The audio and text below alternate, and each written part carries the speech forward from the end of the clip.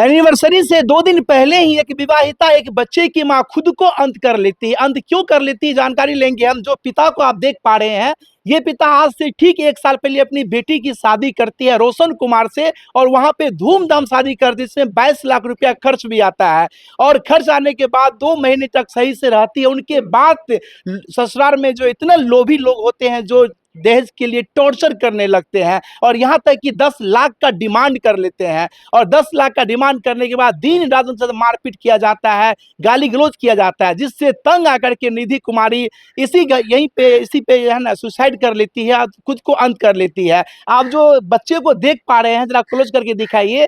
ये बच्चे महज 1 महीना का है, और 1 महीना का है, और आज ही के दिन उनका एनिवर्सरी था, 1 साल पूरने वाला था। लेकिन आज से 2 दिन पहले निधि कुमारी खुद को अंत कर लेती है। हम जानेंगे व्यथित परिवार की कहानी। जो देख रहे हैं फ्रेम में, ये शोकाकुल परिवार, हम जानने का प्रयास करेंगे आखिर क्या ऐसा होता है जो दहेज लोभी दूल्हा दहेज लोभी लोगों ने ऐसा कुछ किया। क्या नाम है आपका? मेरा नाम कैलाश यादव है। शादी कब करते हैं बेटी का? शादी अगले साल मैंने किए थे शादी। आपकी इकलौती बेटी थी निधि? जी इकलौती कितना बेटी। खर्च किए थे शादी में आप? हम सर 22 लाख रुपया खर्चा किए हैं उसमें। 22 लाख खर्च 22 किए लाख हैं। खर्चा रुपया किया। अच्छा, कितने दिन तक सही से रहे ससुराल में वो? ससुराल में बस वही वो 6 महीना बहुत नहीं रहा है वो। हाँ हाँ 6 महीना के बाद जो है ना, हाँ। वो कहीं मार्केट गया, वो अपनी पत्नी को लेकर के गया। अब उसको जो है वहीं मार्केट में छोड़ करके वो अपना घर चला गया। वो किसी तरीका से हमारा बेटी ने वहां से वो यानी कि ये वो पता करके वो अपना रूम पे आया। रूम पे आकर के फिर वहां से जो है ना वो अपना मायके आ गया। मायके आकर के ना अपनी बच्ची को जन्म दिया यहाँ पे। जन्म देने के दरमियान अब उसको जो है कि जो वहां से इतना प्रताड़ित कर रहा था वो, जो दहेज के चक्कर में, जो हमको इतना पैसा चाहिए, तुम कहीं से भी लाओ, नहीं तो तुम जाड़ खा लो, ये कर लो, मर जाओ तुम अपना बच्ची को भी मार दो, तुम भी मर जाओ, हम दूसरा शादी कर लेंगे। इतना सर करने के बावजूद भी हम लोग को जो है कि ये देखा नहीं गया। हम तो सोचे कि ये बाद में इसका हम कोई सुझाव करेंगे। शादी में लड़का का जो डिमांड था वो सब कुछ पूरा कर दिए थे? सारा चीज मैंने पूरा कर दिया, विधि विधान से हमने शादी किया हूँ। मेरा पूरा समाज को पूछ लीजिए, जो हम समाज में बैठा करके हम तब उसको शादी किए, राजी खुशी से मैंने शादी किए थे। लेकिन इतना जो डिमांड हमको ऊपर से डाल रहा था, लेकिन हम जो है जे सर मजदूर क्लास का आदमी है, हम कोई उतना वो धनिक बनिक आदमी नहीं है, हम मजदूरी करके हम खाते हैं। लेकिन फिर भी हमने उसको जमीन बेच करके हमने उसको पैसा डाले। लेकिन फिर ऊपर से जो वो पिंडान करना शुरू कर दिया, तो इसमें हमको जो है कि ये भी हमको खुलासा नहीं हुआ कि हमारा बेटी ये नहीं बताया, लेकिन हमारे बेटी को वो हर वक्त बोलता था। वो जो भी तकलीफ था हमारे बेटी को करता था वो। लेकिन हमको सर पता होता ना, तो आज ये नौबत हम आने के लिए नहीं देते। बिहार को 20 साल चलाने वाले नीतीश कुमार जो मुखिया थे, वो कहते थे जिस घर में दहेज की बात हो उस घर में जाना नहीं, कदम रखना नहीं। और कहते हैं कि बेटी पढ़ेगी बेटी बढ़ेगी, एक बेटी पढ़ेगी 7 पीढ़ी गढ़ेगी। लेकिन उस बिहार में बेटी को इस तरह से प्रताड़ित किया जाता है, इस तरह से जलील किया जाता है। जो एक दुखी पिता, जो अपनी इकलौती बेटी थी, और उनके बावजूद भी ये हश्र किया जाता है। आप देख पा रहे हैं मौसी है, माँ भी है। हम जानने का प्रयास करेंगे माँ से कि आखिर जो है निधि कुमारी के ससुराल में सब टॉर्चर कर रहे थे कि कौन कौन टॉर्चर कर रहे थे। आप माँ है निधि के? निधि कुमारी के ससुराल में कोई तो होंगे जो उनके पक्ष में होंगे कि सब विरोध में थे? सब लमसम विरोधी, सब कर रहे थे, टॉर्चर कर रहे थे। सब टॉर्चर कर रहे थे। आप लोग थाना में आवेदन दिए हैं? कहीं नहीं दिए, अभी तक आवेदन नहीं दिए हैं? आवेदन मिल गया है। मतलब शादी के कितने दिन के बाद से टॉर्चर करने लगा था? 2-3 महीने। 2-3 महीने के बाद। अच्छा, जब वो दिल्ली से निधि आपकी बेटी घर पर आई तो कुछ बताई आपको कि नहीं बताई? बताई, जब 6 महीने के बाद लाए न उसको, तो फिर वो रुपया का डिमांड किया, तो फिर उसको मामा लोग, ये मेरा भाई है, यही भेजा उसको 1 लाख रुपया। फिर भेजा उसको? हाँ। मतलब पैसा के टॉर्चर कर रहा था उसका दूल्हा या ससुर या कौन? ससुर। ससुर टॉर्चर कर रहा था। दूल्हा ससुर दोनों। इकलौती बेटी थी आपकी, अब तो दुनिया में रही नहीं।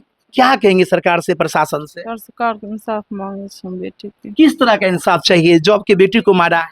हाँ, जकरा कारण हमारी बेटी मरले। आप देखिए ये मासूम बच्ची को देखिए जो महज 1 महीने की है। जब ये बच्ची बड़ी होगी तो क्या कहेगी मेरी माँ कहाँ है? इनको क्या जवाब मिलेगा? जिसको माँ का मुँह पता नहीं है उस बच्ची को आखिर नानी क्या जवाब देगी? आप मौसी है निधि के, क्या कहेंगे इस घटना के संबंध में? इसी घटना को क्या कहेंगे आप? क्या कहेंगे?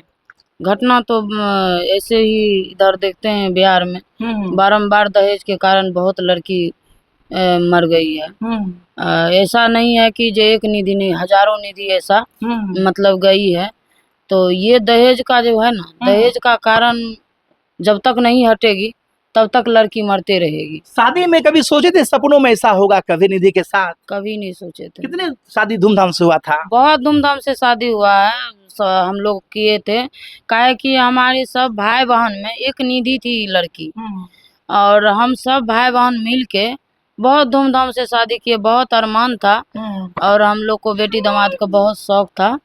हम लोग बहुत शौक से शादी किए, और हम ये नहीं पता था कि वो दहेज के भूखा आदमी मिल जाएगा। जो लड़का रोशन था वो काम क्या करता था दिल्ली में?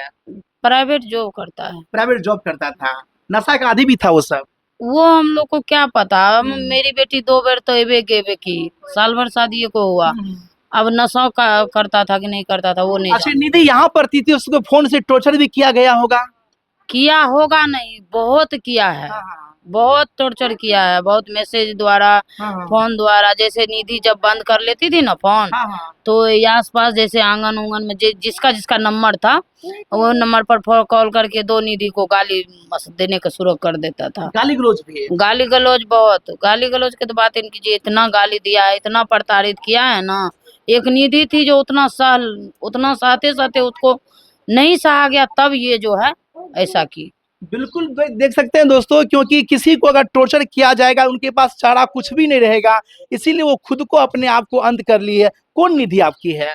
बहन बेटी। बहन बेटी थी। कैसे स्वभाव के निधि थे? बहुत अच्छी थी। जब शादी किए थे कभी आप लोग सोचे थे कि ऐसा कभी भविष्य में होगा? कभी नहीं, कोई आदमी सोचता है ऐसा जो मेरी बेटी का शादी करेंगे तो दुख का पहाड़ टूट जाएगा। क्या कहेंगे सरकार से? क्या कहेंगे? अभी आपको देख रहे हैं, क्या कहना चाहेंगे प्रशासन से, सरकार से?